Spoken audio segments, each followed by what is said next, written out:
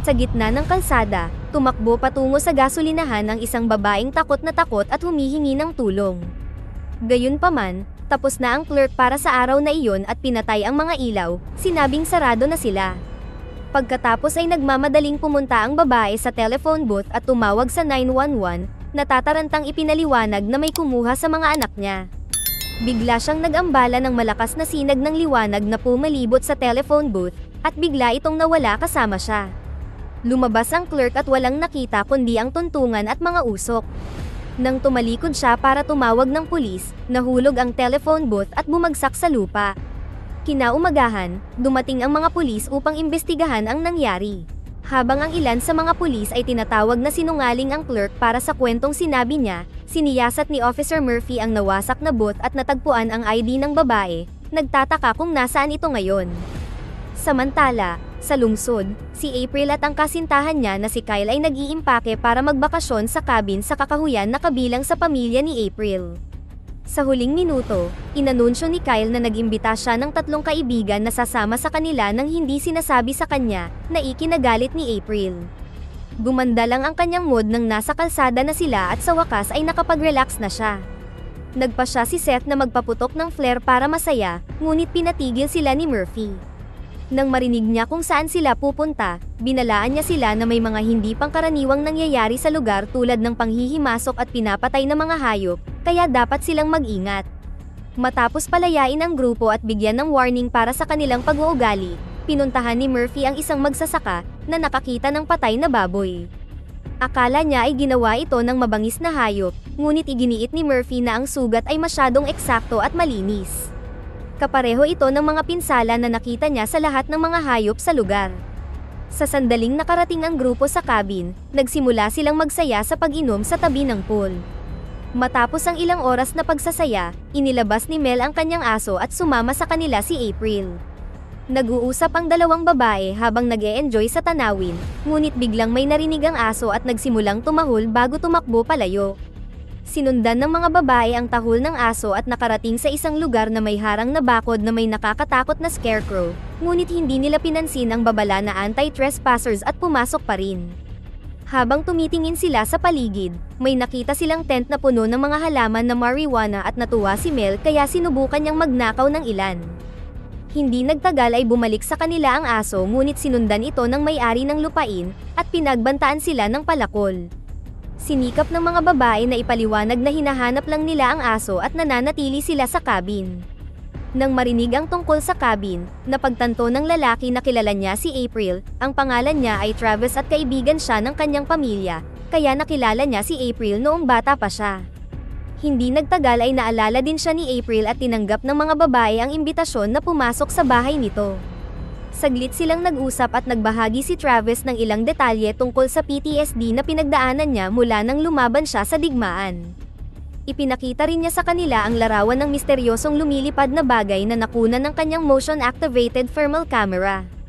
Iniisip niya na ito ay lihim na sasakyang panghimpapawid ng militar at ginagamit ng hukbo ang lugar para sa pagsubok mula pa noong Cold War. Naniniwala si Travis sa teorya ng pagsasabuatan at nagrant tungkol sa pamumuhay ng malayo upang maiwasan na pinanunood ng iba. Sa kalaunan, kinailangang bumalik ng mga babae sa cabin ngunit bago iyon ay bumili muna sila ng ilang marijuana mula kay Travis. Nang makabalik sa cabin ang mga babae, nagsalo sila sa damo at lahat ay nag-enjoy sa paninigarilyo. Biglang dinala ni Kyle si April sa ibang kwarto at sinabi kung gaano siya kahalaga sa kanya bago lumuhod upang mag-propose. Gayunpaman, sumagot si April na hindi niya magagawa at ibinunyag na nakakuha siya ng trabaho sa New York, hindi lang siya nakahanap ng oras para sabihin sa kanya. Nasaktan, inakala ni Kyle na nakikipaghiwalay siya sa kanya at lumabas ng silid.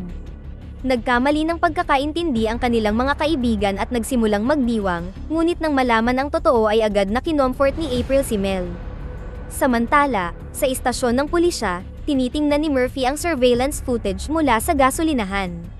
Ang telephone booth ay naglaho sa ilalim ng malakas na liwanag, at nagulat si Murphy nang mapansin na tila may presensya na nagtatago sa liwanag. Kinagabihan, naglasing ang grupo sa sobrang pagkainip dahil wala silang TV o signal sa cellphone.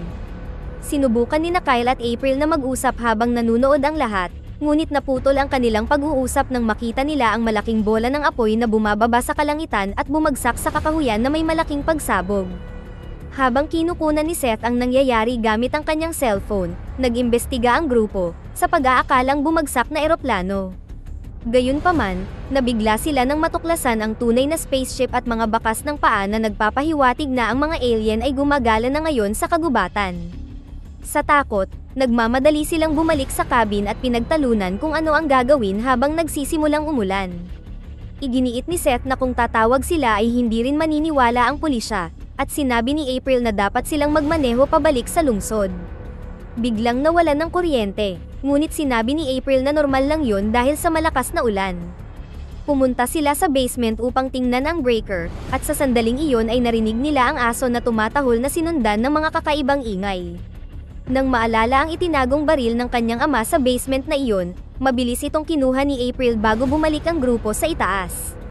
Ang cabin ay ganap na madilim kaya gumamit sila ng flashlight upang tumingin sa paligid ng silid at nakita nila ang maraming sirang kagamitan. Nang magliwanag ang lugar dahil sa kidlat, nakita ng grupo ang isang alien na nakatayo sa tabi ng salamin na pinto. Agad na nagpaputok si April at nawala ang alien habang ang salamin ay nabasag. Nagmamadaling lumabas ang grupo at napansin nilang nahulog ang alien sa pool, at unti-unting lumulubog ang katawan nito. Sa sobrang takot, sa wakas ay sumang-ayon ang lahat na umalis at nagmamadaling pumunta sa kotse upang lumayo. Pagkatapos lamang ng ilang minutong pagmamaneho, tumambad sa harap nila ang natumbang puno na nakaharang sa nag-iisang daan patungo sa lungsod. Nang tingnan nilang mabuti, natuklasan nilang masyadong malinis ang pagkakaputol, kaya hindi ito dulot ng kidlat. Biglang huminto ang ulan ngunit nang lumingon sila, nalaman nilang umuulan lang sa ilang bahagi ng kalsada.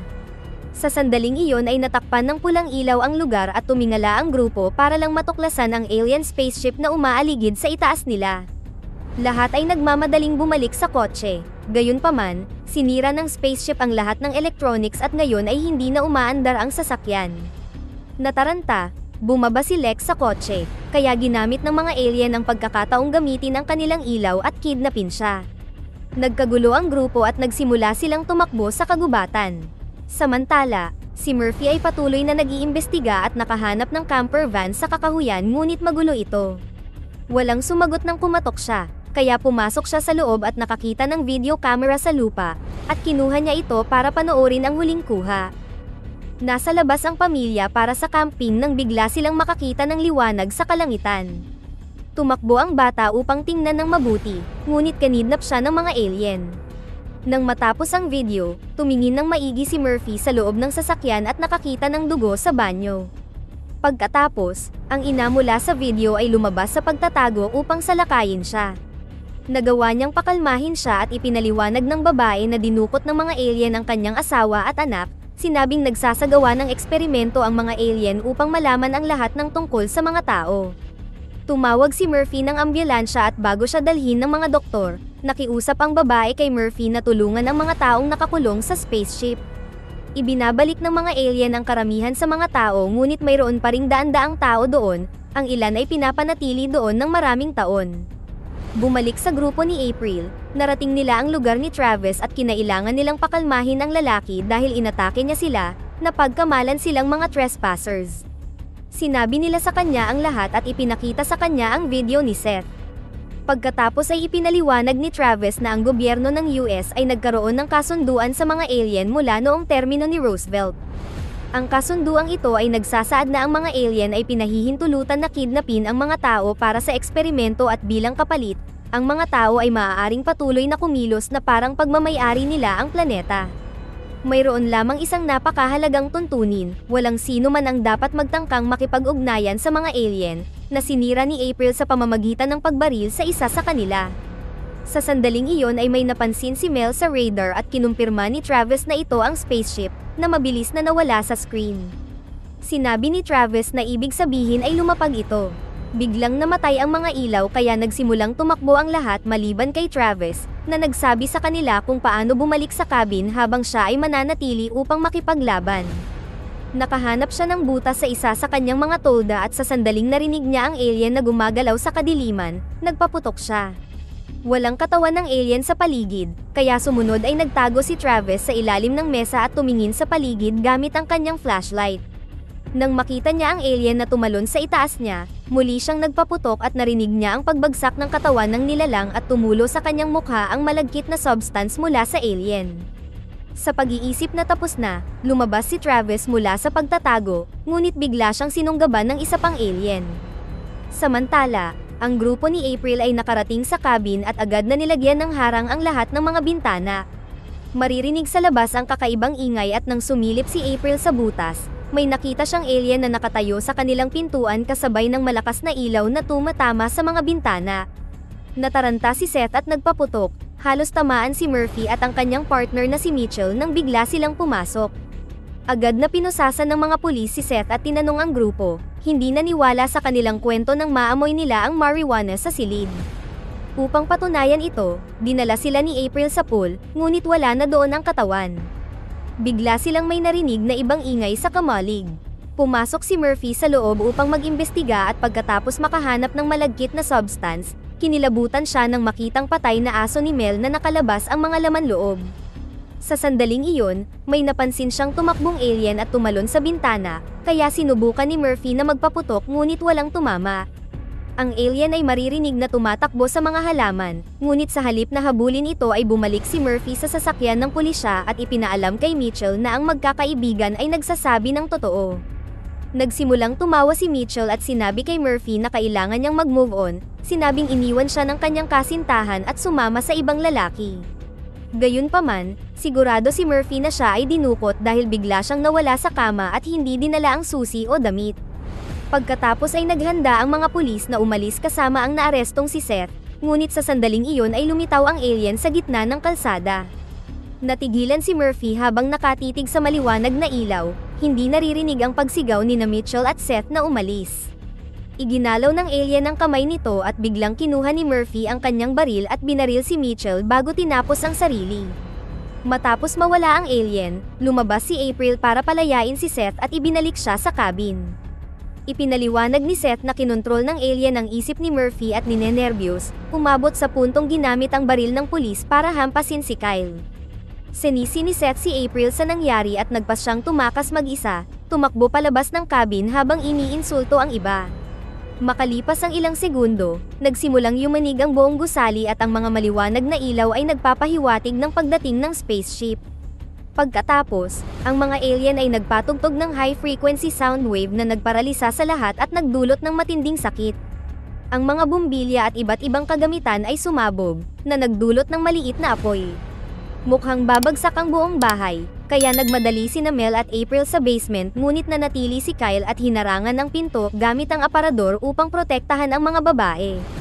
Lumitaw ang alien sa pasukan at sinigawan ito ni Kyle, hinamon ang nilalang upang habulin siya habang tumatakbo siya sa itaas. Samantala, tumakbo si Seth sa kagubatan hanggang sa maubos ang baterya ng flashlight. Nang magsindi siya ng glowing stick, nakarinig siya ng kakaibang ingay at nagsimulang magpaputok kung saan-saan. Sa sandaling iyon ay nagpakita ang alien at inatake siya, na nag-iwan sa kanya ng malubhang pinsala.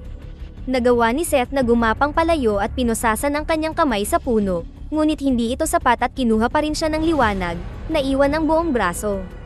Sa cabin, naghintay si Kyle sa banyo na may dalang kutsilyo, ngunit may alien na lumapit sa salamin at dinukot pa rin siya. Sa parehong oras sa basement, nahulog ang walang laman na bote ng gamot mula sa bulsa ni Mel at inamin niyang siya ay nagpakamatay dahil mas pinili niyang mamatay kaysa sa kidnapin ng mga alien. Matapos mamatay si Mel sa kanyang mga bisig, kumuha si April ng crowbar at naghandang bumalik, ngunit huminto siya nang mawala ang mga ilaw at dagundong. Nagtataka, ibinaba ni April ang crowbar at dahan-dahang umakyat, kung saan natuklasan niyang bumalik na ang kuryente. Sa sahig na may maraming dugo, nakita niya ang engagement ring ni Kyle, na nagpaunawa sa kanya na dinukot siya. Si April na desperado ay tumakbo sa labas at nakita ang spaceship na lumilipad, kaya kumuha siya ng ilang paputok at sinimulan itong paputokin sa kalangitan upang makuha ang atensyon ng mga alien. Sa una, walang nangyari at napaluhod si April, iniisip na nawala na ng tuluyan si Kyle. Gayunpaman, bumalik ang spaceship at dinukot din siya. Ilang sandali pa, nagising si April at natagpuan ang sarili sa nakakadiring kakon. Pagkatapos ng ilang pagpupunyagi, kumawala siya at nagsimulang maglakad sa pasilyo, nakita ang iba pang mga katawan sa daan. Sinundan ang napakaliwanag na ilaw, narating niya ang dulo ng pasilyo at natuklasang dinala siya sa lungsod ng mga alien. Sa isa pang kwarto, nagising din si Seth at nataranta nang makitang wala na ang braso nito. Biglang nagsimula ang alien machine na magsagawa ng iba't ibang masasakit na eksperimento sa kanya tulad ng pagpasok ng insekto sa kanyang pusod, pagguhit sa kanyang balat gamit ang laser, at pagpasok ng instrumento sa kanyang likuran. Sa kalaunan ay hindi na niya kinaya at namatay si Seth. Bumalik kay April, patuloy siyang naglalakad sa mga pasilyo at tinitingnan ang mga katawan sa mga kakon hanggang sa matagpuan niya si Kyle. Agad niya itong pinalaya at binigyan ng CPR habang humihingi siya ng tawad sa lahat. Nagising si Kyle at nagyakapan ang magkasintahan bago sila nahanap ng mga alien. Isang liwanag ang pumalibot kina Kyle at April at humawak sila sa isa't isa ng mahigpit sa pag-aakalang mamamatay na sila, ngunit bigla silang lumitaw muli sa kagubatan.